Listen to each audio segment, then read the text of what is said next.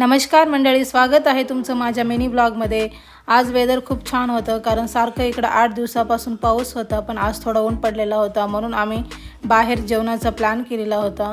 तर आलेलं आहे आम्ही इथं सुबैया गारी हॉटेल, जे की प्युअर आंध्रा भोजन आणि प्युअर वेज असते। इथली स्पेशालिटी म्हणजे इथे केळीच्या पानावर जेवण वाढलं जातं आणि इथे खूप प्रकारच्या भाज्या, भात आणि गोड पदार्थ असते। तर सर्वप्रथम इथं जामुन आहे, त्यानंतर इथं पुरणाचे वडे आहेत, त्यामध्ये खूप सारं तूप टाकलं जातं। हे आहे साबुदाण्याची खीर आणि हे आहे लेमन राईस, जे की तेलंगणामध्ये याला पुलोरा म्हणतात।